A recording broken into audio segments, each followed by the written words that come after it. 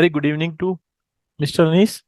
देखिए, हम लोगों ने, गुड इवनिंग सर। हाँ गुड इवनिंग, हमने कल एक क्लास कंटिन्यू की थी कल से।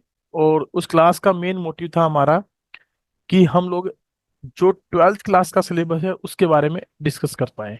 और ट्वेल्थ क्लास के सिलेबस में मैंने कल आपको जो डिस्कशन आपके साथ किया था वो रिलेटेड टू था कि भाई हमारे यहाँ टोटल कितनी बुक हैं बिजनेस स्टडी में। तो हमने बात की थी कि हमारे पास दो पार्ट हैं, पार्ट ए और पार्ट बी, जिसमें मैंने आपको बताया था कि पार्ट ए में 1 से लेके 8 यूनिट हम लोग डिस्कस करेंगे और पार्ट बी में 9 से लेके 12, यानी कि टोटल 4 यूनिट पार्ट बी में डिस्कस की जाएंगी और 8 यूनिट पार्ट ए में डिस्कस की जाएंगी। टोटल मिलाकर 12 यूनिट हमारी होंगी और 80 नंबर का क्वेश्चन पेपर हमारा फ्रेम होगा।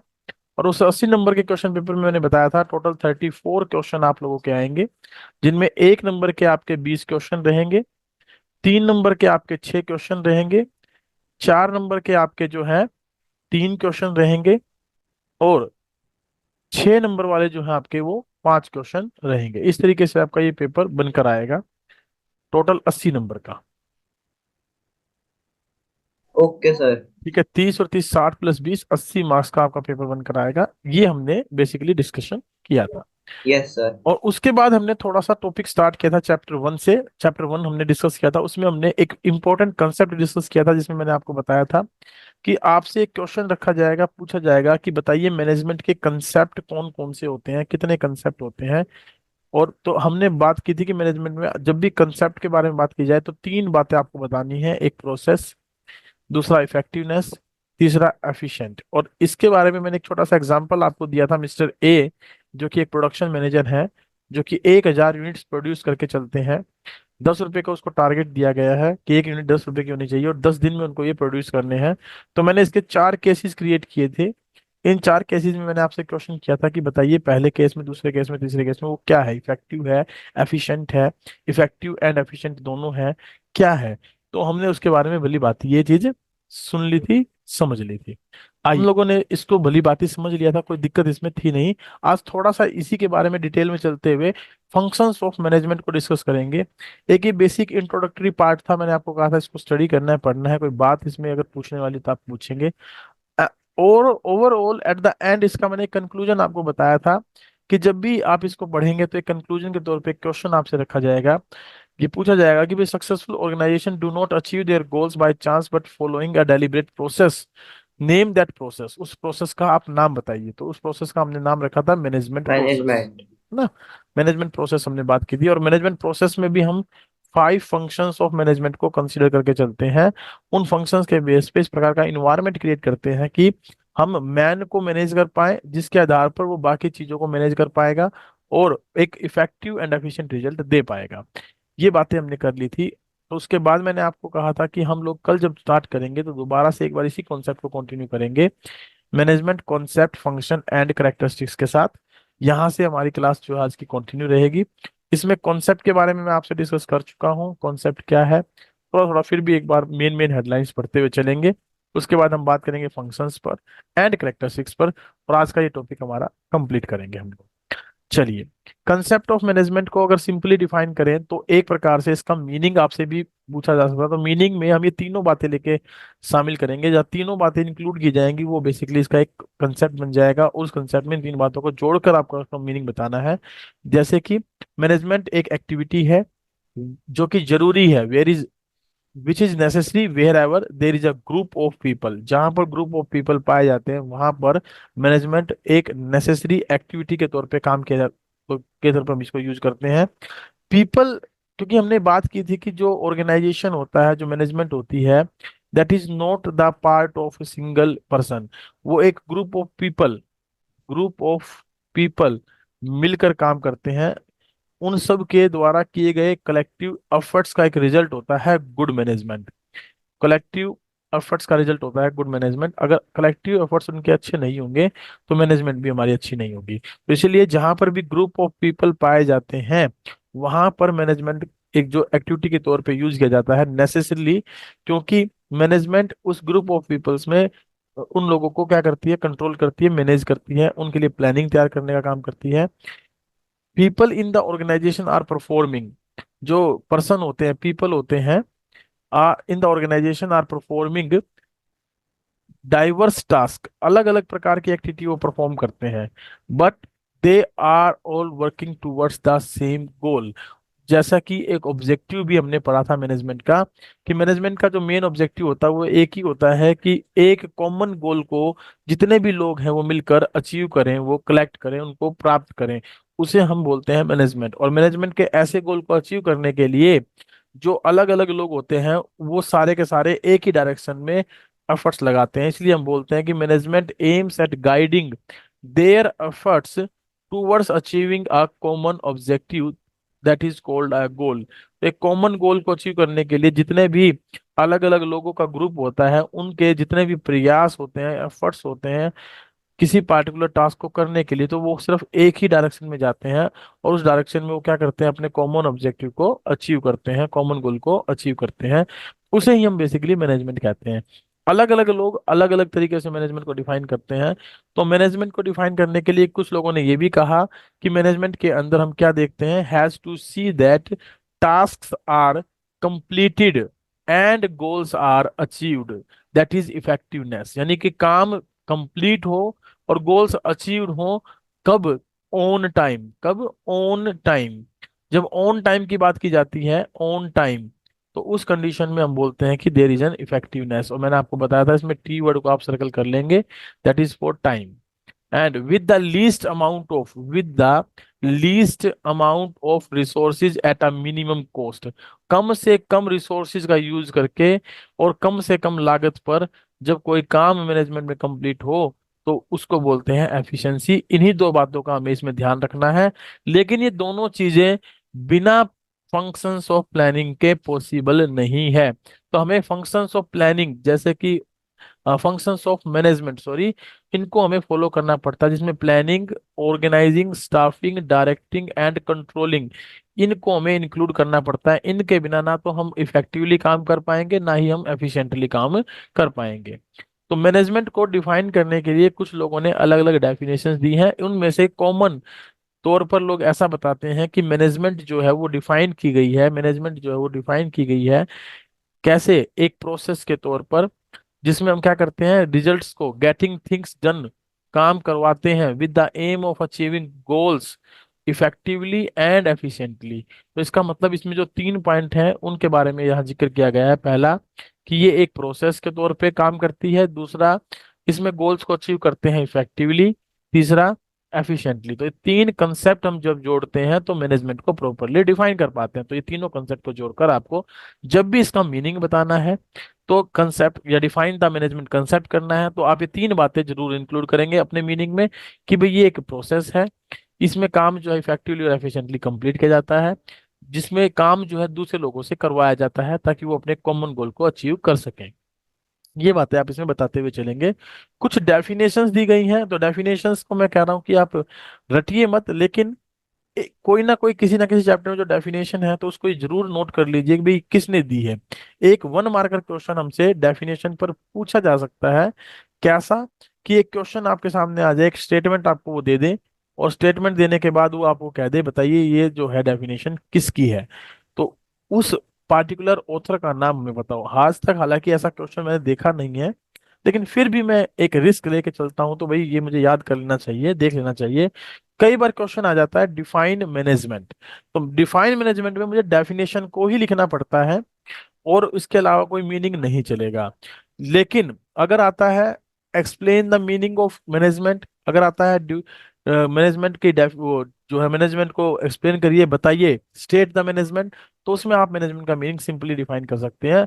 अदरवाइज डेफिनेशन के तौर पे अगर क्वेश्चन आ जाए तो आपको डेफिनेशन ही देनी होती है। तो इन तीन डेफिनेशन में से सबसे इंपॉर्टेंट डेफिनेशन आपकी है हैरोल्ड कुंटज एंड हेनिस विर्च की। तो इसको आपको अच्छे तरीके से पढ़ लेना है, समझ लेना है। देखिए क्या है ये, management is a process of designing. Management क्या है? एक प्रोसेस है किस चीज की? डिजाइनिंग की। एंड मेंटेनिंग, और मेंटेन करने की। एन इन्वायरमेंट, एक ऐसा इन्वायरमेंट इन विच, जिसमें इंडिविजुअल्स वर्किंग टुगेदर, जिसमें इंडिविजुअल क्या करते हैं, मिलकर काम करते हैं ग्रुप में, effectively, efficiently to accomplish the objective effectively. यानी सिलेक्टेड एम्स को कंप्लीट करने के लिए। अकम्प्लिश सिलेक्टेड एम मतलब on time. Accomplish selected aim का मतलब ऑन टाइम जो है वो काम क्या हो जाए, कंप्लीट हो जाए, यानी कि इफेक्टिवली जो है वो काम क्या हो जाए, कंप्लीट हो जाए। इस बात पे वो फोकस करते हैं, ऐसा हैरोल्ड कुंटज ने और हेनिस विरिच ने बताया है। तो ये एक डेफिनेशन आप याद जरूर कर लेंगे, बाकी आप छोड़ सकते हैं, कोई दिक्कत नहीं है। आगे ऐसी जो डेफिनेशंस होती हैं उनका एक बेनिफिट हमारे सामने निकल कर आता है। क्या बेनिफिट निकल कर आता है कि उस पूरी डेफिनेशन के अंदर पूरे जो भी डेफिनेशन दी है किसी ऑथर ने, किसी भी पार्टिकुलर ऑथर ने जो भी डेफिनेशन दी है, तो उस डेफिनेशन में उसने पूरे चैप्टर को इंक्लूड किया है। जैसे हैरोल्ड कुंटज ने डेफिनेशन दी, उसमें उन्होंने तीन कंसेप्ट को शामिल कर लिया। जैसे पहला कंसेप्ट उन्होंने बताया प्रोसेस होती है, दूसरा इसमें एफिशिएंटली, तीसरा अकम्प्लिशिंग द सिलेक्टेड एम मतलब इफेक्टिवली वो काम को पूरा करेंगे। तो तीन पॉइंट उन्होंने, तीन कंसेप्ट को इसमें शामिल कर लिया। ऐसे ही अगर मैं बात करूं रॉबर्ट एल ट्रेविली की, तो इन्होंने क्या किया है अपनी डेफिनेशन में फंक्शंस ऑफ मैनेजमेंट को शामिल किया है। किससे? मैनेजमेंट को डिफाइंड किया है as a process of planning, organizing, executing and controlling an organizational operations in order to achieve coordination of human and material resources, जो कि हमने बिल्कुल स्टार्टिंग में पढ़ा था कि जो मैनेजमेंट है वो क्या है, ह्यूमन बीइंग को मैनेज करने की प्रोसेस है, ह्यूमन बीइंग को यानी कि मैन को। और हमने बात की थी मटेरियल रिसोर्सेज, जो अदर एम जो हमारे बच गए, अदर एम, जिनमें हमने टोटल चार एम अदर में शामिल किए थे और एक एम हमारा ये था। तो इन पांच एम के बारे में बात की थी। तो ये कहते हैं कि मैनेजमेंट को हमने एक प्रोसेस के तौर पे डिफाइन किया, जिस प्रोसेस में हम डिफरेंट फंक्शंस ऑफ मैनेजमेंट को शामिल करके चलते हैं और उनमें उनको इन ऑर्डर टू अचीव इस प्रकार से ऑपरेट करते हैं ताकि ह्यूमंस को और मेटल रिसोर्सेज को के बीच में कोऑर्डिनेशन एस्टेब्लिश किया जा सके और essentially in effective and efficient manner से जो हमारे ऑब्जेक्टिव्स हैं उनको अटेंड किया जा सके, उनको प्राप्त किया जा सके। तो इन्होंने क्या किया, इन्होंने कंसेप्ट प्लस कुछ फंक्शंस को सेपरेटली एज ए प्रोसेस के तौर पे डिफाइन करते हुए ले लिया कि भाई प्रोसेस में ये फंक्शन हम शामिल करके चलते हैं, planning, organising, staffing, directing and controlling. तो इनके आधार पर उन्होंने बताया कि ह्यूमन बीइंग को और मेटेरियल रिसोर्सेज को इस प्रकार से कोऑर्डिनेटेड करते हैं कि उनसे रिजल्ट इफेक्टिव एंड एफिशिएंट हमारे सामने निकल कर आए। तो एक दो डेफिनेशन आप पढ़ लेंगे ताकि उनके आधार पर आप एक कंक्लूजन ले पाए। और उस कंक्लूजन का बेसिक अर्थ रहेगा कि मैनेजमेंट जो जिसको कि बेसिकली रिक्वायर है, जिसमें एलोब्रेशन हमारे सामने निकल कर आती है क्या, कि ये एक प्रोसेस है, ये इफेक्टिवली और एफिशिएंटली इन तीन कंसेप्ट को शामिल लेकर करके चलती है और इन्हीं के बारे में डिटेल में थोड़ा सा आगे बताया गया है। अब प्रोसेस में बेसिकली आप याद रखेंगे कि is the definition of management means, process in the definition of management means primarily functions और activities that management performs to get things done.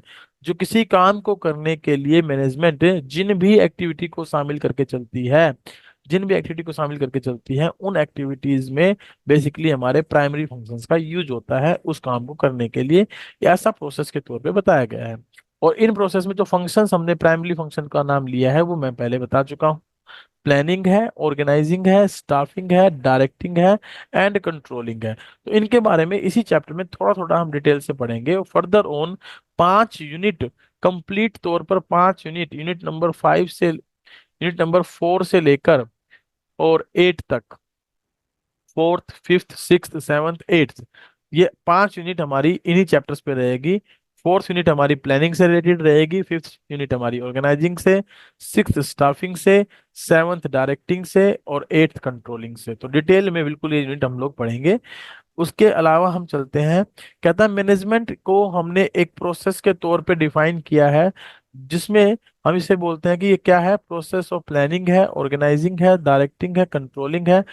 The efforts of, किस चीज के एफर्ट्स को, ऑर्गेनाइजेशनल मेंबर्स के एफर्ट्स को, ग्रुप ऑफ पीपल्स के efforts को, and of using organizational resources और उनके रिसोर्सेज को to achieve specific goal. It means अगर मैं शॉर्ट में बात करूं तो इसने वही बात हमारे सामने रख दी कि इसमें हम लोग क्या करते हैं, मैनेज करते हैं किस किसको, मैन को।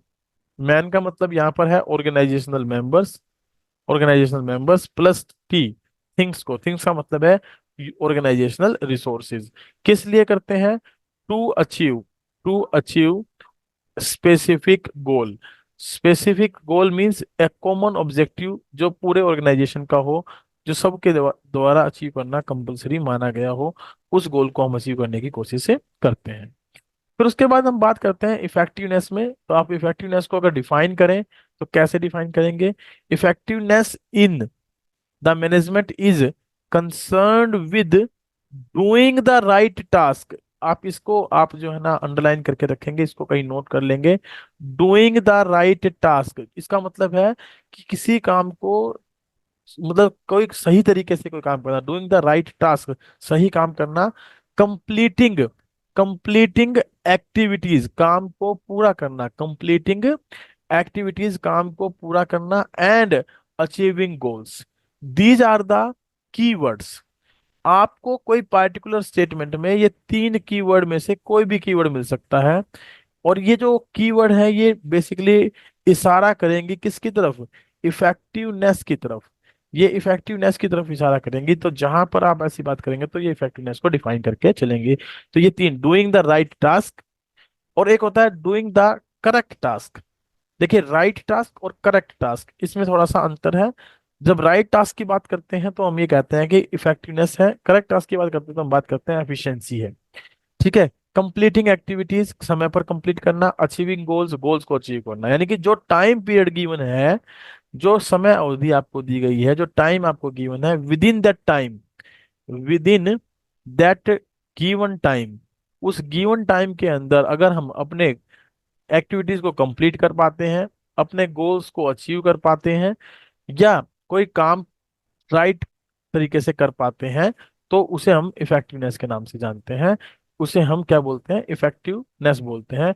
दूसरे शब्दों में इसने इसको बताया है, it is concerned with and results. ध्यान रखिएगा, ये चौथा कीवर्ड हमारे सामने है, एंड की रिजल्ट्स, एंड रिजल्ट्स। जब आपके सामने एंड रिजल्ट्स की बात आए तो भी हम बात करेंगे कि वहां पर इफेक्टिवनेस है और वर्क जो है वो इफेक्टिवली कंप्लीट हो रहा है। चलिए आगे चलते हैं एफिशिएंसी पर। ये इनकी एक ऑथेंटिसिटी के साथ डेफिनेशंस या मीनिंग बताए गए हैं, जिनको समझाने के लिए मैंने कल एग्जांपल्स के थ्रू बताया था, आज उनका मीनिंग मैं आपको बता रहा हूँ जो एग्जाम में आपको लिखना है। तो देखिए, एफिशिएंसी को किस तरीके से डिफाइन किया है। Efficiency means doing the task correctly. दोनों में अंतर आ गया। उससे पहले जब मैं बात कर रहा था doing the right task, doing the right task, जब मैं राइट टास्क की बात करता हूं तो आप एक बात ध्यान रखिएगा, राइट का टी पकड़ के रखिएगा। राइट में टी का मतलब ऑन टाइम से हम रखेंगे। और जब मैं बात करता हूं डूइंग द टास्क करेक्टली, तो करेक्टली का सी पकड़ के रखिएगा, जिसका मतलब होता है इन कोस्ट इफेक्टिव मैनर।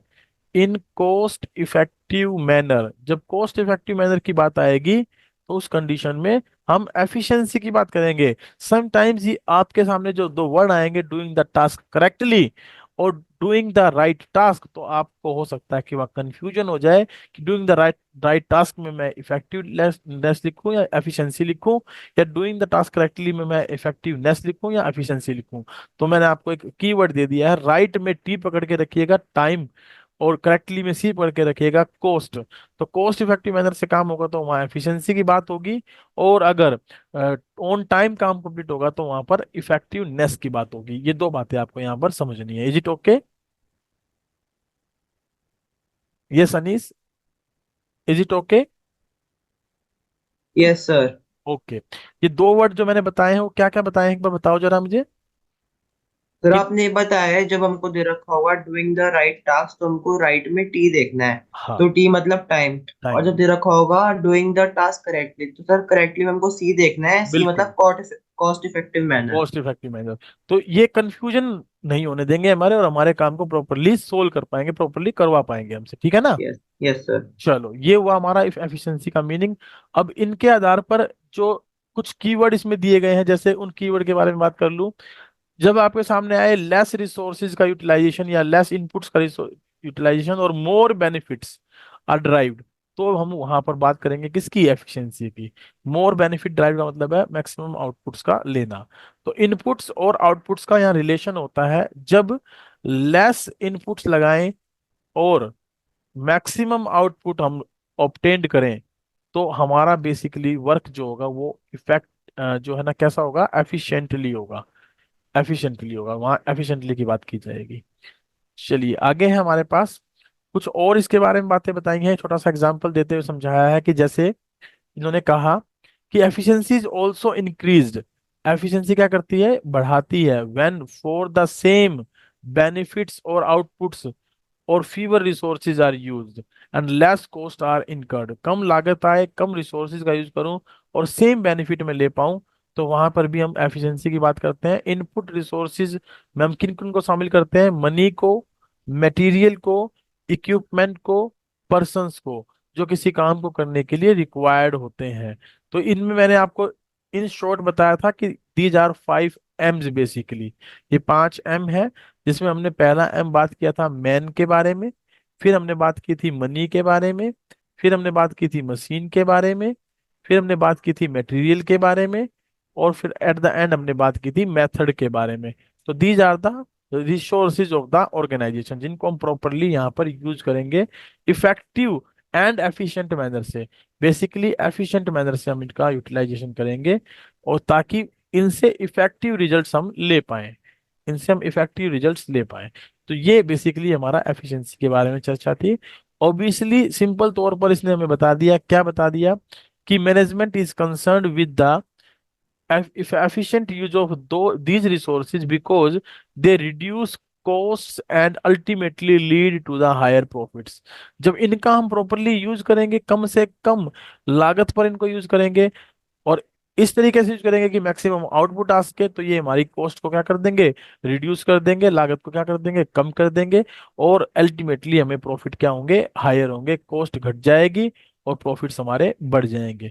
जहां पर कॉस्ट कम हो और प्रॉफिट बढ़ जाए, तो वहां पर भी हम किसके बारे में बात कर रहे हैं, एफिशिएंट के बारे में बात, एफिशिएंटली। बिल्कुल एफिशिएंटली के बारे में बात कर रहे हैं।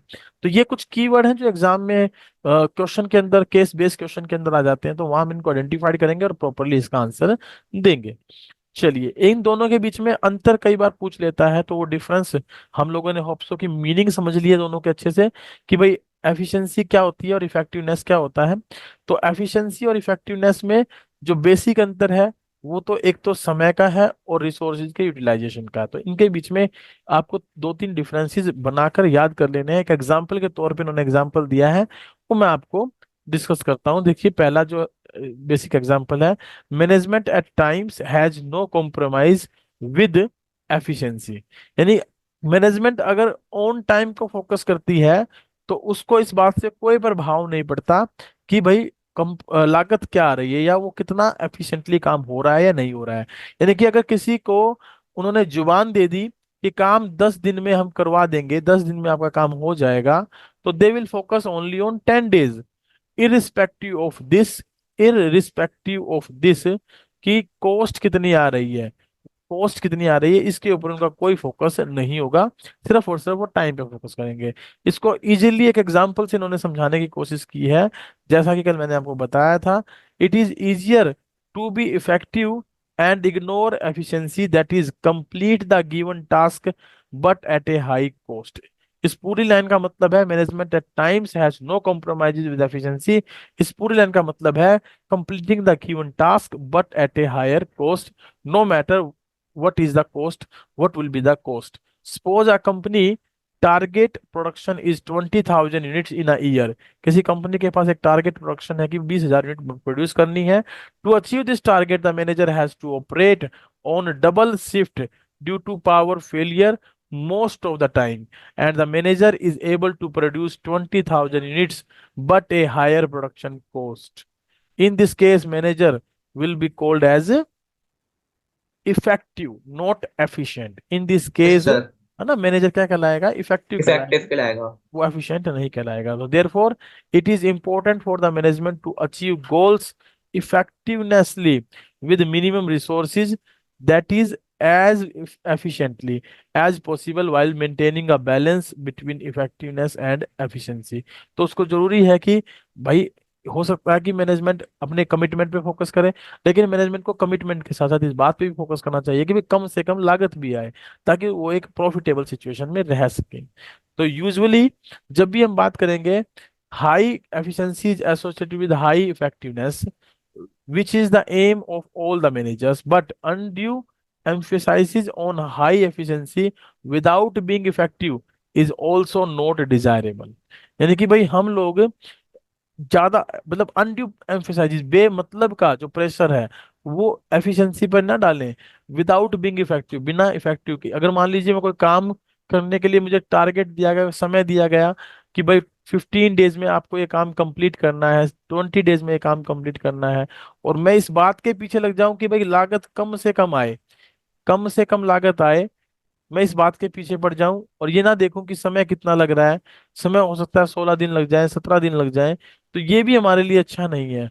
तो मैनेजमेंट, पुअर मैनेजमेंट इस कंडीशन में जो है मानी जाएगी, ड्यू टू बोथ इनएफिशिएंटली एंड इनफेक्टिवनेसली। तो उसमें हम कहेंगे कि मैनेजमेंट जो है वो क्या मानी जाएगी, पुअर मैनेजमेंट, अगर वो ना तो इफेक्टिवली काम कर पा रही है ना एफिशिएंटली काम कर पा रही है। तो ये एक आपको बात यहाँ ध्यान रखनी है। दूसरा, जो इनके बीच में हम अगर डिफरेंस की बात करें तो बेसिक डिफरेंस रहेगा कि भाई रिसोर्सेज जो टाइम वर्क है वो टाइम पे कंप्लीट हो और उसमें कम से कम लागत पर कंप्लीट किया जाए। तो इनका एक डिफरेंस आपको दिया गया होगा बुक के अंदर, उस डिफरेंस को आपने वहां स्टडी करना है।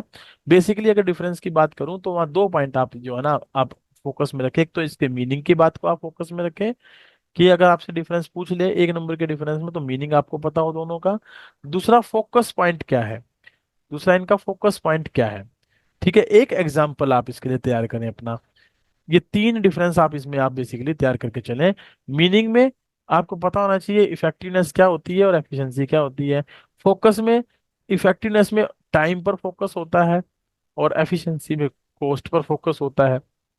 एग्जाम्पल मैंने आपको बताया था कि एक ए को हमने कोई वर्क दिया 10,000 यूनिट्स के प्रोडक्शन का 10 डेज में, और वो इस काम को, और at the rate of ₹10 per unit, अगर वो इस काम को 10 डेज में 10,000 यूनिट्स प्रोड्यूस कर पाया तो वो इफेक्टिवनेस में आ जाएगा।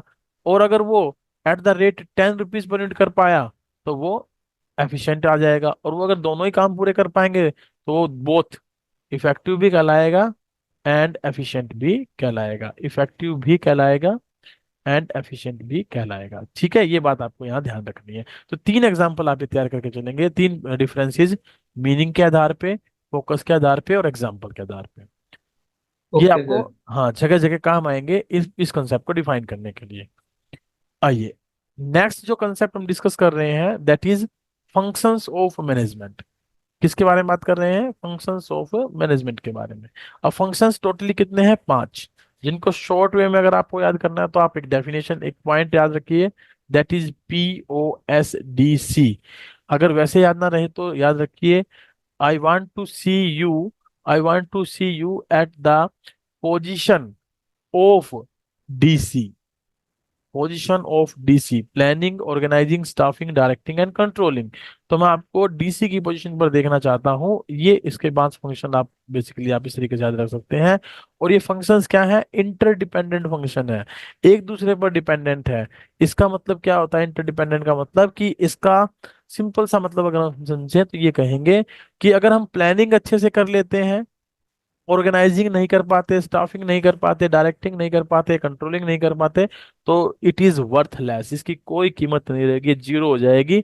और अगर मान लीजिए हम ऑर्गेनाइजिंग अच्छे से कर पाते हैं और प्लानिंग हमारी जो है अच्छी नहीं हुई, स्टाफिंग अच्छी नहीं हुई, डायरेक्टिंग अच्छी नहीं हुई, कंट्रोलिंग अच्छी नहीं हुई, तो भी ये वर्थलेस हो जाएगा। मैं कहूँ कि इनमें से यदि चार फंक्शन में इफेक्टिवली, प्लानिंग मैंने अच्छी कर ली, ऑर्गेनाइजिंग मेरी अच्छी है, स्टाफिंग मेरी अच्छी है, डायरेक्टिंग भी मेरी अच्छी है, लेकिन कंट्रोलिंग अच्छी नहीं है, कंट्रोलिंग में अच्छी नहीं कर पाया, तो भी ये चारों फंक्शंस जीरो हो जाएंगे, जिनका कोई मतलब हमारे लिए नहीं रहेगा। इसी को बोलते हैं इंटरडिपेंडेंट, कि ये एक दूसरे पर डिपेंडेंट है। एक फंक्शन यदि हम प्रॉपरली कर पाते हैं, दूसरा नहीं कर पाते हैं, तो हमारे रिजल्ट्स क्या हो जाएंगे, जीरो हो जाएंगे, रिजल्ट्स हमारा बिल्कुल बेकार हो जाएगा, या हम यूं कह सकते हैं मैनेजमेंट फेलियर की तरफ चली जाएगी, मैनेजमेंट मैनेजमेंट फेल हो जाएगी। और मैनेजमेंट का फेल होने का सिंपल मतलब हो गया ineffective management, ineffective and inefficient management. इस कैटेगरी में मैनेजमेंट हमारी आकर खड़ी हो जाएगी।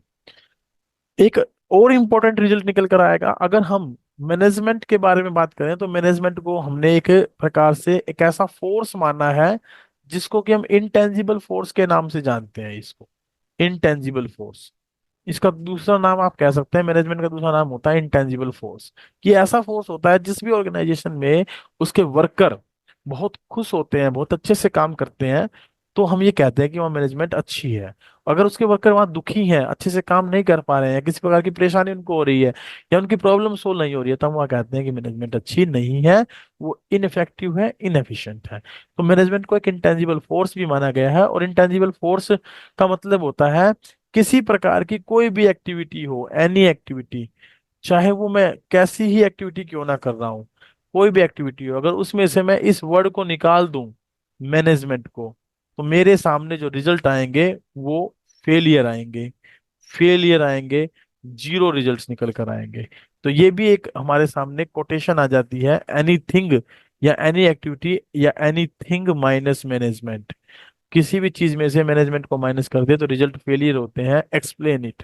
इसके बारे में बताइए। तो इसके बारे में बताने के लिए आपको यही बताना है कि जो मैनेजमेंट के फंक्शंस हैं they are interdependent. If any of the function is not maintained या नॉट डूइंग वेरी वेल या not doing as per the specification, तो उस कंडीशन में बाकी फंक्शंस फेल हो जाएंगे, जिसका रिजल्ट जीरो रहेगा।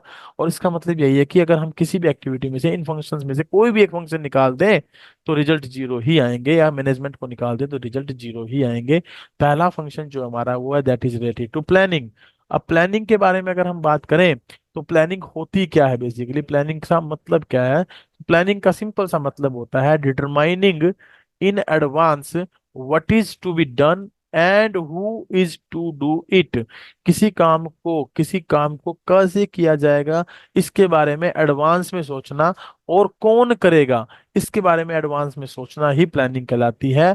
और क्योंकि ये नंबर वन पर है तो it is called the primary function of management. तो इसको हम प्राइमरी, प्रथम फंक्शन मानते हैं, प्राइमरी फंक्शन मानते हैं ऑफ द मैनेजमेंट। तो आपके सामने क्वेश्चन ये भी आ सकता है, which one is the primary function of management. तो आपको पता होना चाहिए प्लानिंग जो है प्राइमरी फंक्शन ऑफ मैनेजमेंट माना गया है। इसका बेसिक पर्पज क्या होता है, इसका बेसिक पर्पज होता है जो हमारे गोल्स होते हैं, जो हमारे गोल्स होते हैं उन गोल्स को सेट करना इन एडवांस, एडवांस में, और उनको प्राप्त करने के लिए डेवलपिंग अ वे, उनको प्राप्त करने के लिए एक तरीका तैयार करना, अचीविंग देम, कैसे, efficiently and effectively, effectively and efficiently, उनको एक minimum cost per on time हम अचीव कर पाए, प्राप्त कर पाए। इस तरीके से उनके लिए एक ऐसा रास्ता तैयार करना, ऐसे स्टैंडर्ड सेट करना, ऐसे गोल्स के लिए सेटिंग करना, ये बेसिकली प्लानिंग का मेन ऑब्जेक्टिव होता है, मेन फंक्शन होता है, मेन काम होता है। इसे ही हम प्लानिंग बोलते हैं। अब उस प्लानिंग को इसने एक छोटे से मीनिंग से डिफाइन करने की कोशिश की है। It is defined as setting objectives for a given time period, formulating various courses of action to achieve them, and then selecting the best possible alternative from among the various course of action available, and taking the feedback also, यानी follow up the action also, follow up action also। ठीक है, ये कुल मिलाकर जो मैंने word बताए इनमें मैं पहले वर्ड के बारे में बात करूं, सेटिंग ऑब्जेक्टिव, तो it is the part of your planning process. कई बार आपसे ये वर्ड दे देगा, उन वर्ड में प्लानिंग प्रोसेस को हम इस तरीके से डिफाइन करते हैं। प्लानिंग प्रोसेस बेसिकली क्या है, सेटिंग ऑब्जेक्टिव, ऑब्जेक्टिव को सेट करना, किसके लिए, for a given time period के लिए, और उनके लिए हम अलग अलग प्रीमाइजेज, नंबर दो पर हम रखते हैं प्रीमाइजेज डेवलप करना। प्रीमाइजेज, प्रीमाइजेज होती हैं एक प्रकार से अजम्पशंस, कि भाई हम इन ऑब्जेक्टिव को कैसे अचीव करेंगे, उनके लिए अजम्पशंस करना, कि रिसोर्सेज अवेलेबल हैं कि नहीं है, इनके बारे में सोचना। फिर तीसरे नंबर पर हम देखते हैं formulating various course of action, अलग अलग तरीके के जो कोर्स ऑफ एक्शन होते हैं उन कोर्स ऑफ एक्शन को फाइंड आउट करना, उनको ढूंढना। ठीक है, then selecting the best possible, और फिर चौथे नंबर पर हम बात करते हैं सिलेक्शन की, कि इनमें से बेस्ट पॉसिबल अल्टरनेटिव कौन सा है, और फिर उसको क्या करते हैं implement among the various course of action available, उनको हम क्या करते हैं फोर्थ पे, selecting the best alternative from the among various course of action available. और पांचवे पर हम करते हैं उसको इम्प्लीमेंट, इम्प्लीमेंटेशन करते हैं उसकी। इम्प्लीमेंटेशन के बाद देखते हैं फॉलो अप एक्शन, कि जो काम हमने प्लान किया था वो प्रॉपर तरीके से हुआ कि नहीं हुआ, उसको फॉलो अप करके चलते हैं। तो ये एक प्लानिंग प्रोसेस का पार्ट आता है, जो कि यूनिट नंबर 4 में हम डिटेल में पढ़ेंगे what is planning and what is the planning process. तो उसको यहाँ डिफाइन किया गया है, थोड़ा सा आइडिया में यहाँ मिल जाएगा, तो उस चैप्टर को समझने में दिक्कत नहीं आएगी। ये बात भी आपको नोट करनी है कि जो प्लानिंग होती है, it must be noted, it must be noted that planning can not prevent problems. Planning जो है प्रॉब्लम्स को रोक नहीं सकती, but it can predict, but ये इसको प्रिडिक्ट जरूर कर सकती है, इसको इसके बारे में अनुमान जरूर लगा सकती है, and prepare for that contingencies. और उस कॉन्टिजेंसी जो संभावनाएं होती हैं, उनके लिए अपने आप को हम प्लान्स बनाकर तैयार कर सकते हैं, प्लान बनाकर उनके साथ डीलिंग कर सकते हैं with them if and when they ओकर, जब वो हो, यदि तो वो हो, और उनके होने पर उनके साथ हम क्या कर सकें, डीलिंग कर सकें। तो प्लानिंग बेसिकली क्या है? प्लानिंग को आप सिंपली यूं भी कहेंगे कि it deals with future, it deals with future. ये फ्यूचर के साथ डील करती है, उसको बदल तो नहीं सकती, कांट बी चेंज, बदल तो नहीं सकती, but helpful, helpful to deal with, उसके साथ डील करने में हमारी मदद कर सकती है, डील करने में हमारी क्या कर सकती है, मदद कर सकती है। Okay sir. ठीक है, चलिए दूसरा पॉइंट हम देखते हैं ऑर्गेनाइजिंग का। ऑर्गेनाइजिंग का देखिए, ऑर्गेनाइजिंग क्या है? ऑर्गेनाइजिंग में सिंपल सा एक वर्ड आप याद रखेंगे, ऑर्गेनाइजिंग में एक सिंपल सा वर्ड याद रखेंगे, ऑर्गन। ठीक है, ऑर्गन हमारी बॉडी के अंदर कुछ पार्ट होते हैं, है ना, ऑर्गन। तो जो ये ऑर्गन है, ये किसी एक सिंगल, मतलब जो बॉडी है पूरी की पूरी, वो किसी सिंगल पार्ट से नहीं बनी, ये अलग अलग छोटे छोटे ऑर्गन्स को मिला के एक पूरा फुल फ्लैज एक स्ट्रक्चर तैयार किया गया है। तो वैसे ही जो ऑर्गेनाइजिंग होती है, वो एक सिंगल पर्सन का ग्रुप नहीं है, that is a group, that is a group of various peoples. ये वेरियस पीपल्स का एक ग्रुप है, वेरियस मेंबर्स का एक ग्रुप है, जिसका मेन मेन ऑब्जेक्टिव जो होता है, बेसिक जो ऑब्जेक्टिव होता है, मेन ऑब्जेक्टिव वो केवल ये होता है कि ऑर्गेनाइजेशनल गोल्स का अचीवमेंट, ऑर्गेनाइजेशनल गोल्स का अचीवमेंट किया जाए। और तो इसीलिए वो सारे के सारे मिलकर एक पार्टिकुलर डायरेक्शन में अपने एफर्ट्स लगाते हैं, ताकि उनके गोल्स को प्रॉपरली अचीव किया जा सके। और दूसरा, इसके अंदर हम जितने भी रिसोर्सेज होते हैं, इंक्लूडिंग द ह्यूमन बीइंग, जितने भी रिसोर्सेज होते हैं उनको प्रॉपरली अलोकेट करते हैं, बांटते हैं पार्टिकुलर एक्टिविटीज के लिए, ताकि हमारा काम एक बिल्कुल इफेक्टिव वे में कंप्लीट हो सके। So organising is the management, organising क्या है, is the management function of assigning duties, grouping tasks, establishing authorities, and allocating resources to carry out a specific plan. In short अगर मैं बात करूं आपसे, इन शॉर्ट अगर मैं आपको बताऊं, तो आप ऑर्गेनाइजिंग को याद रखेंगे। Organizing basically an idea, organizing basically an idea, IDEA। Idea की स्पेलिंग में थोड़ा चेंज कर दिया मैंने, बाकी आप इसको आइडिया से याद रखें, IDEA। दैट इज, इसमें हम आइडेंटिफाइड करते हैं क्या, अलग अलग टास्क को, उन टास्क की ग्रुपिंग करते हैं, उनका डिपार्टमेंटलाइजेशन करते हैं, उनको हम असाइंड करते हैं, और उनका एस्टेब्लिशिंग रिपोर्टिंग रिलेशनशिप लेकर चलते हैं। जैसे कि इसमें लिखा ना, functioning of assigning duties, assigning duties, a standing for assigning duties, grouping task, departmentalization, establishing authority and allocating resources to carry out a specific plan. तो इसको हम आइडिया से याद रखेंगे, जिसमें हम अलग अलग प्रकार के फंक्शंस को आइडेंटिफाइड करते हैं, डिपार्टमेंटलाइजेशन एक ग्रुप बनाते हैं, उनको ड्यूटीज असाइन करते हैं, और उनके संबंध एस्टैब्लिश करते हैं, reporting authority and reporting relationship, जिसका मतलब होता है who will report to whom, कौन किसको रिपोर्ट करेगा, कौन किसका सुपीरियर होगा, कौन किसका सुपीरियर होगा और कौन किसका जो है सबऑर्डिनेट होगा। सबऑर्डिनेट मतलब एक जूनियर पर्सन होगा। तो ये रिलेशन हम बनाते हैं ऑर्गेनाइजिंग के अंदर। इस तरीके से हम जो रिसोर्सेज होते हैं उनको यहाँ अलोकेट करके चलते हैं। जब कोई स्पेसिफिक प्लान हमारा बन जाता है, जब कोई स्पेसिफिक प्लान हमारा बन जाता है, तो उस प्लान के had been established for the accomplishment, उसको पूरा करने के लिए एक ऑर्गेनाइजेशनल गोल्स को, जब किसी ऑर्गेनाइजेशनल गोल के को अचीव करने के लिए, पूरा करने के लिए हम कोई स्पेसिफिक प्लान बना लेते हैं, तो ऑर्गेनाइजिंग फंक्शन एग्जामाइन करता है, निरीक्षण करता है उन एक्टिविटीज का, उन क्रियाकलापों का, एंड रिसोर्सेज का, उन अवेलेबल रिसोर्सेज का जो कि रिक्वायर्ड है, जरूरी है किसके लिए, टू इम्प्लीमेंट द प्लान, उस प्लान को इम्प्लीमेंट करने के लिए। इसलिए हमें ऑर्गेनाइजिंग की जरूरत पड़ती है। And it determines that what activities and resources are required, ये बताता है कि किस प्रकार की एक्टिविटीज एंड रिसोर्सेज की हमें जरूरत है। तो it decided who will do a particular task and where it will be done and when it will be done. So this is all is to be decided by organization। Organizing function के तहत हम ये सब काम करते हैं। Organising में basically एक चीज और ली गई है, that is it involves the grouping of required task.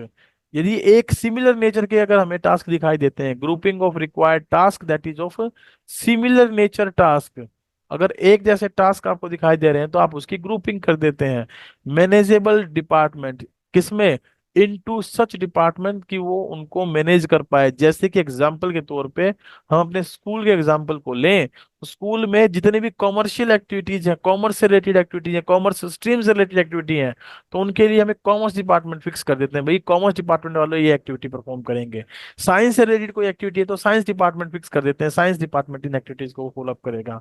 Art या ह्यूमैनिटी से रिलेटेड कोई जो है ट्रांजेक्शन से कोई एक्टिविटीज है, वो उनके लिए ह्यूमैनिटी डिपार्टमेंट हम फिक्स कर देते हैं। तो वैसे ही ऑर्गेनाइजेशन में अगर सिमिलर नेचर के कोई टास्क दिखाई देते हैं जो किसी एक पार्टिकुलर नेचर के टास्क है, तो उनको एक मैनेजेबल डिपार्टमेंट में बांट देते हैं, एक वर्क यूनिट में, एक वर्क यूनिट में हम उसको क्या है ना बांट देते हैं, और उनके बीच में संबंध बना देते हैं अथॉरिटी का और रिपोर्टिंग रिलेशनशिप का। कि भाई जैसे मान लीजिए कॉमर्स डिपार्टमेंट हमने बना लिया और कॉमर्स डिपार्टमेंट में हमने फिक्स कर दिया, कॉमर्स डिपार्टमेंट में हमने ये फिक्स कर दिया who will be the HOD, कि इसमें एचओडी कौन होगा और उनको उसके रिलेशन किस किस के साथ होंगे। इकोनॉमिक्स का टीचर होगा, अकाउंट का टीचर होगा, बिजनेस स्टडी का टीचर होगा, इंग्लिश का टीचर होगा, मैथ का टीचर होगा, तो वो किस किस को सब जो है ना रिपोर्ट करेगा। यानी ये सारे इस एचओडी को रिपोर्ट करेंगे कॉमर्स डिपार्टमेंट में अगर है तो। और बेसिकली कॉमर्स डिपार्टमेंट में हम इकोनॉमिक्स, अकाउंट और बिजनेस को इंक्लूड करके चलते हैं, तो इन तीनों में से कोई एक एचओडी होता है और ये तीनों एक्टिविटी वो खुद ही मेंटेन करता है। मैथमेटिक्स वाले को मैथ डिपार्टमेंट में डाल देते हैं, इंग्लिश वाले को इंग्लिश डिपार्टमेंट में डाल देते हैं। लेकिन कहीं कहीं पर ऐसा हो जाता है कि एक डिपार्टमेंट में 5 टीचर हैं, इंग्लिश, अकाउंट, बिजनेस, इकोनॉमिक्स, तो उनका एक ग्रुप बना देते हैं, भाई कॉमर्स डिपार्टमेंट है, इसमें 5 टीचर मिलकर काम करेंगे। तो इस तरीके से ऑर्गेनाइजिंग हमारी मदद करता है काम को एक ग्रुप मैनेजेबल डिपार्टमेंट में बांटने के लिए। ठीक है। थर्ड वन है हमारे पास स्टाफिंग। देखिए स्टाफिंग क्या है। स्टाफिंग का बेसिक मतलब होता है, स्टाफिंग का बेसिक मतलब होता है finding the right person, finding the right person for the right job, सही व्यक्ति की तलाश करना सही जॉब के लिए, that is called staffing. Simply इसका मतलब यही लेंगे, कोई भी पूछे आपसे तो आपको यही बताना है, finding the right people for the right job is called staffing. या दूसरे शब्दों में आप अगर कहना चाहें तो आप कह सकते हैं staffing means filling the, filling the vacant post, filling the vacant post in any organization with right people at right time, right people at the right time, सही समय पर सही व्यक्ति के साथ जो पोस्ट वेकेंट पड़ी हैं उनको फिल करना क्या कहलाता है, स्टाफिंग कहलाता है। तो आप ये भी आप बता सकते हैं। तो staffing function basically third one function, या आपसे कई बार ये पूछ लेगा state the middle function, state the middle function of management, middle function of management बताइए कौन सा है, तो that will be called as staffing. तो मिडल फंक्शन आपका स्टाफिंग माना जाएगा। क्योंकि ये सेंटर में आता है, तीसरे नंबर पर आता है। तो staffing function of management is concerned with obtaining, utilizing and maintaining a satisfactory and satisfied workforce. Basically staffing क्या है? ऑब्टेंड करना है। किसको ऑब्टेंड करना है? किसको यूटिलाइज करना है? किसको मेंटेन करना है? एक सेटिस्फैक्टरी एंड सेटिस्फाइड वर्कफोर्स, यानी जो लोग काम कर रहे हैं वो सेटिस्फाइड भी हो, और फ्यूचर में अगर हमें किसी को लेकर आना है तो वो एक सेटिस्फैक्टरी कंडीशन के साथ आए, उसको ऑर्गेनाइजेशन में काम करने में अच्छा महसूस हो। इस तरीके का वर्कफोर्स एस्टेब्लिश करना बेसिकली स्टाफिंग कहलाता है। तो ये इसकी मेन डेफिनेशन है, मेन मीनिंग में भी आ सकता है। तो यहाँ पर बेसिकली इस फंक्शन की जब हम बात करते हैं तो that is related to human resource function. ये हमारे ह्यूमन रिसोर्स फंक्शन से बिलोंग करता है। इसमें हम ह्यूमन बीइंग के बारे में ही बात करते हैं, उनके रिक्रूटमेंट के, उनके सिलेक्शन के, उनके प्लेसमेंट प्लेसमेंट के, इनके ऊपर हम यहाँ बेसिकली चर्चा करके चलते हैं। तो इसमें जो एक्टिविटी इन्वॉल्व होती है वो कौन कौन सी होती है? Recruitment, selection, placement and training of personnel. और इन्हीं सब चीजों के बारे में जब हम इस यूनिट को पढ़ेंगे तो डिटेल में पढ़ेंगे कि भाई रिक्रूटमेंट क्या होता है, सिलेक्शन क्या है, प्लेसमेंट क्या है, ट्रेनिंग क्या है। बस यहाँ पर मैं इन रिक्रूटमेंट और सिलेक्शन के बारे में एक बात आपको बता दूं कि जब भी आपसे पूछा जाए तो रिक्रूटमेंट को आपने एक पॉजिटिव प्रोसेस के तौर पे जानना है, it is a positive process. और जब आपसे बात की जाए सिलेक्शन के बारे में तो it is a negative process. Okay sir. इसका मतलब क्या हुआ कि रिक्रूटमेंट में तो हम ए लोट्स ऑफ पीपल्स को इनवाइट करते हैं कि आओ अप्लीकेशन दो हमारे यहाँ जो वेकेंट है। तो ए लोट ऑफ पीपल अप्लाई करते हैं, तो इसलिए इसको पॉजिटिव प्रोसेस माना जाता है, लोगों को इनवाइट किया जाता है। और सिलेक्शन में हम क्या करते हैं? उनमें से जो इफेक्टिव और एफिशिएंट पर्सन है, जो एज पर द रिक्वायरमेंट है, एज पर द क्वालिफिकेशंस है, जो कंपनी की गाइडलाइंस को पूरा करते हैं, उनको हम रख लेते हैं, बाकियों को हम रिजेक्ट कर देते हैं। तो इसलिए इसको एक रिजेक्शन प्रोसेस भी बोलते हैं, it is also called as a rejection process. इसीलिए हम इसको नेगेटिव प्रोसेस के तौर पे जानते हैं। तो ये दो बातें आपको यहाँ याद रखनी है, क्वेश्चन में आ जाए तो बता देनी है। उसके बाद प्लेसमेंट क्या है, ट्रेनिंग क्या है, डिटेल में पढ़ेंगे इनके बारे में। Next okay sir. फंक्शन है हमारे पास डायरेक्टिंग। यहां तक में कोई डाउट तो नहीं है अनीस? नो सर, डाउट नहीं है। देखो पहले आपने पढ़ भी रखा होगा और यस। टीचर ने बताया भी होगा, तो सारी चीजें आपको समझ में भी आ रही होंगी। तो इसलिए थोड़ा थोड़ा सा मैं इसको लेके चल रहा हूँ। ये एक यूनिट हो सकता है हमारी 5 से 7 दिन में या 10 दिन में हम कंप्लीट कर लें। तो ऑन एवरेज मेरा टारगेट ये है कि आपका ये जो कंप्लीट सिलेबस है वो नियर अबाउट 4 मंथ्स में मैं कंप्लीट कर दूं। इन 4 मंथ्स में मैंने सिलेबस को कैसे डिस्ट्रीब्यूट किया है? टोटल 12 यूनिट है, 4 से इसको डिवाइड कर देते हैं। तो तीन ओके। यूनिट एटलीस्ट एक महीने में हमारी अगर कंप्लीट हो जाए विद इन 10 10 डेज के गैप पर, 10 10 डेज के गैप पर, तो हमारे लिए ये इफेक्टिव एंड एफिशिएंट वर्क होगा। ठीक है ना? ओके। और इसमें फिर आप इसको अच्छे से रिवाइज भी कर पाओगे। और ध्यान रखिएगा, मैं पूरी कोशिश रखूंगा कि एक यूनिट कंप्लीट होने के बाद उसका एक टेस्ट भी ले लिया जाए, है ना? ताकि ओके ये सर। थोड़ा सा आपको भी पता लगे और मुझे भी पता लगे कि आपने क्या सीखा या मैंने क्या पढ़ा है, मेरा पढ़ाया हुआ आपको कितना समझ में आया या कितना समझ में नहीं आया। ठीक है, चलिए नेक्स्ट ओके फंक्शन सर। हमारा है डायरेक्टिंग का। डायरेक्टिंग के बारे में अगर हम बात करें तो देखिए, डायरेक्ट वर्ड आप पकड़िएगा इसमें, डायरेक्ट जिसका बेसिक मतलब होता है टू इंस्ट्रक्ट, टू इन्फ्लुएंस्ड, किसी को इंस्ट्रक्ट करना, किसी को डायरेक्शन देना, किसी को इंस्ट्रक्शन देना,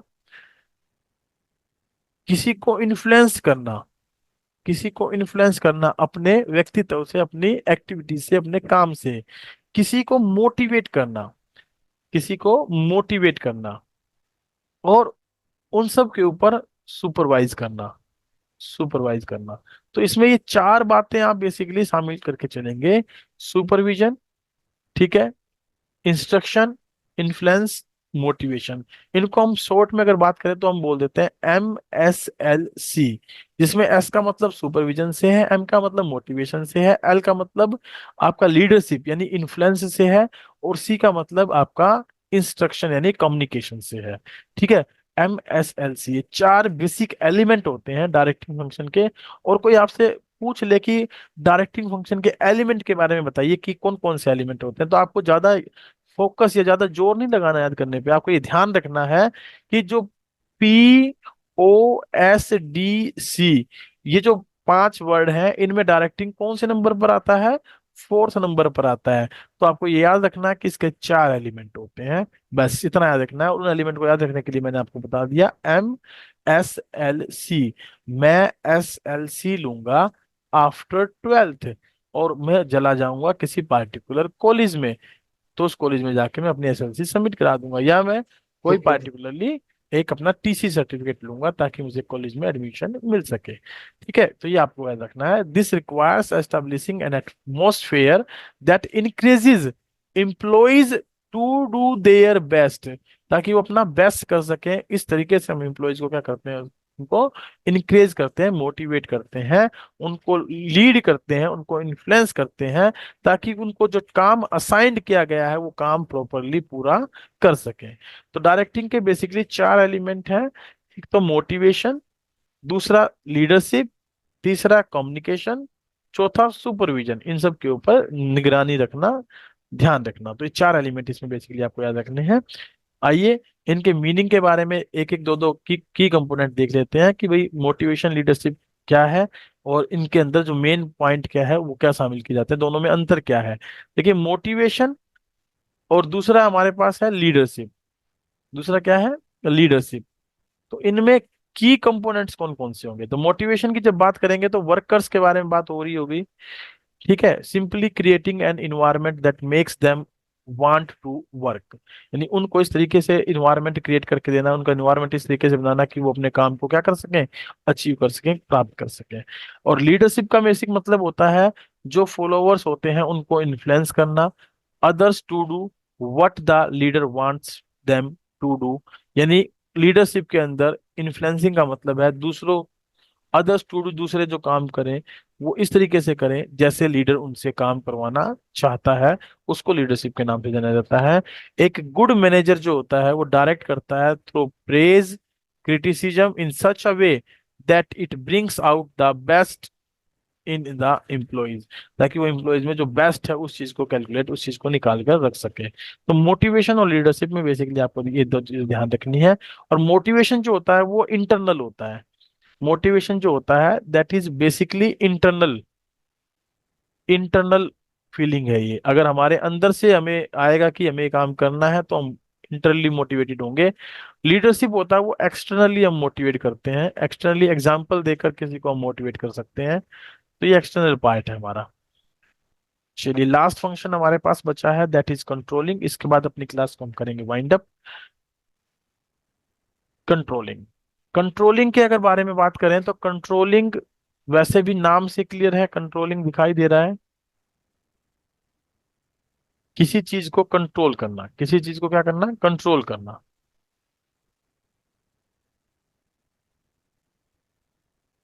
एक मिनट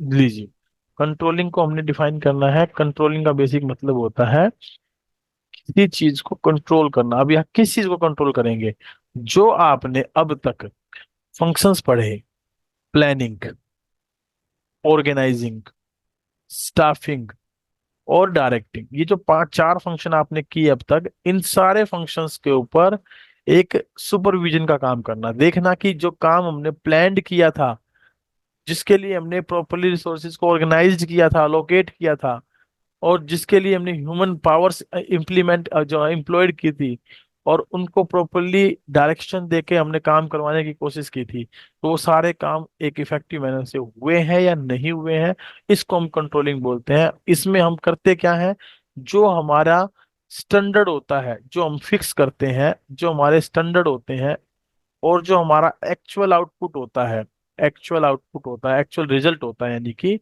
उसके बीच में कंपैरिजन करते हैं कि स्टैंडर्ड जो है, अगर वो काम एक्चुअल आउटपुट के इक्विवेलेंट रहा, यानी एक्चुअल आउटपुट जो हमने किया वो स्टैंडर्ड जो हमने माना था उसके बराबर रहा, तो it means we are effective and efficient. अगर वो उससे बड़ा रहा तो it also means we are effective and efficient. But अगर वो उससे कम रह गया तो इट मीन्स हम ना तो इफेक्टिव हुए ना हम एफिशिएंट हुए। तो एक्चुअल आउटपुट का स्टैंडर्ड आउटपुट के साथ कंपैरिजन करना कंट्रोलिंग कहलाता है बेसिकली। और कंट्रोलिंग में हम अगर बात करते हैं तो अलग अलग प्रकार के स्टेप्स के बारे में बात करते हैं। तो कंट्रोलिंग को कैसे डिफाइन किया इसने, controlling is the management function of monitoring organizational performance towards the attainment of organizational goals, जो हमने गोल्स डिसाइड किए थे उनको अचीव करने की जो परफॉर्मेंस रही ऑर्गेनाइजेशन की, उसको मॉनिटर करना कंट्रोलिंग कहलाता है।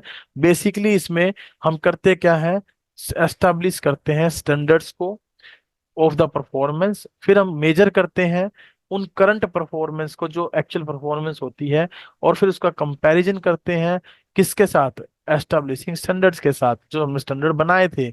और फिर अगर उनमें कोई कमी आती है तो करेक्टिव एक्शन लेते हैं, ताकि उनमें जो डेविएशन पाए गए हैं उनको ढूंढा जा सके, उनको दूर किया जा सके। और एट द एंड हम रेक्टिफाइंग स्टेप उठाते हैं, करेक्टिव एक्शन लेते हैं, ताकि उन मेजर्स को, उन डेविएशंस को कंप्लीट तौर पर फ्यूचर में रिमूव किया जा सके। तो ओवरऑल यहाँ पर मैं 5 स्टेप के बारे में बात करूंगा। पहला स्टेप आपका रहेगा establishing standards of the performance. दूसरा, ये sir. Measuring the current performance, जो हमने काम किया उसको मेजर करना। तीसरा, उसका कंपैरिजन करना किसके साथ, जो हमने स्टैंडर्ड बनाए थे उनके साथ। चौथा, करेक्टिव एक्शन लेना उन डेविएशंस के अकॉर्डिंग, यानी कि चौथे पे हम लोग क्या करते हैं, फाइंडिंग आउट द डेविएशंस को फाइंड आउट करते हैं। और पांचवे पर हम लेते हैं करेक्टिव एक्शन, जो करेक्टिव एक्शन लेने होते हैं भाई, जो डेविएशन आए वो किस वजह से आए। यहाँ डेविएशन का सिंपल मतलब होता है कि अगर मान लीजिए मैंने एक स्टैंडर्ड फिक्स कर लिया कि मैं एक महीने में 10,000 यूनिट का प्रोडक्शन करूंगा, एक एक महीने के अंदर मैं जो है, एक मंथ के अंदर जो है मैं 10,000 यूनिट का प्रोडक्शन करूंगा, और एक महीने में मेरा प्रोडक्शन हुआ 10,000 यूनिट का, तो it means there is no deviation, कोई डेविएशन नहीं आया, कोई जो है ना डिफरेंस नहीं आया। तो इसका मतलब हमें किसी प्रकार के करेक्टिव स्टेप की जरूरत ही नहीं है। लेकिन एक महीने में अगर मैंने प्रोडक्शन किया 9,000 यूनिट का, तो मतलब 1,000 का डेविएशन आया, दैट इज नेगेटिव डेविएशन। क्या है वो, नेगेटिव डेविएशन की 1,000 यूनिट कम रही। तो इसके ऊपर मुझे काम करना पड़ेगा भाई, 1,000 यूनिट का प्रोडक्शन कम क्यों हुआ, किन कारणों से हुआ, कहाँ पर कमी रह गई। अगर वही प्रोडक्शन मेरा 11,000 यूनिट का हो जाए, that is called positive deviation. और पॉजिटिव डेविएशन फेवरेबल होता है ऑर्गेनाइजेशन के लिए, तो उस पर कोई करेक्टिव एक्शन लेने की जरूरत नहीं है। लेकिन फ्यूचर में हम ये देख लेते हैं कि अगर हमने 1,000 यूनिट एक्स्ट्रा बना ली, तो इसका मतलब ये हुआ कि हमारा जो स्टैंडर्ड था वो या तो हमने कम रखा है, या हम उसको और बढ़ा सकते हैं। तो ये 5 स्टेप प्रोसेस होती है कंट्रोलिंग बेसिकली। इन 5 स्टेप पे आपने फोकस करके चलना है। तो ओवरऑल अगर हम बात करें तो एक छोटी सी एक टिप दी गई है, उस टिप को पढ़ लेते हैं। The various functions of a manager are usually discussed in order given above, suggesting that a manager first plans, then organizes, then puts staff in a position, then directs, and finally controls. In reality, managers are rarely able to carry out these functions in an isolation. Isolation का मतलब होता है भाई कि अलग अलग, मतलब कोई भी चीज अगर इनमें से हम हटा दें तो पॉसिबल नहीं है। The activities of the manager are interrelated and is often difficult to pinpoint which one ended and other one began. तो इसलिए हम इनको नेवर एंडेड प्रोसेस के, इसलिए हम इस बात के ऊपर हम ये बोल देते हैं कि जो मैनेजमेंट है ना आपकी, वो एक नेवर एंडेड प्रोसेस है। मैनेजमेंट जो है वो एक नेवर एंडेड प्रोसेस है। नेवर एंडेड प्रोसेस क्यों है, क्योंकि हम ये बता ही नहीं पाते कि भाई कौन सा फंक्शन कहाँ पर खत्म हुआ और कहाँ से शुरू हुआ। जब हम प्लानिंग करते हैं तो उसके साथ साथ ऑर्गेनाइजिंग, स्टाफिंग, डायरेक्टिंग, फिर दोबारा से नेक्स्ट वर्क के लिए प्लानिंग स्टार्ट हो जाती है। तो ये नेवर एंडेड प्रोसेस के तौर से जानी जाती है। एंड देयर आफ्टर हम अपनी नेक्स्ट क्लास भी करेंगे, तो उसमें डिस्कस करेंगे किसके बारे में, characteristics and features of management के बारे में। Characteristics and features of okay management. Sir. ठीक है। और यहाँ पर अपनी क्लास को हम रोक देते हैं। टिल दैट अगर किसी प्रकार का कोई डाउट, कोई बात आपको पूछनी है तो आप पूछ सकते हैं। तो नेक्स्ट क्लास का टॉपिक रहेगा characteristics and feature of management. Thank you very much. बताइए कोई डाउट अगर आपको हो तो। नो सर, डाउट नहीं है। ठीक है, तो क्लास को वाइंड अप करें। Okay sir. Okay, good night, sweet dreams. Bye. Okay, good night sir. Good night.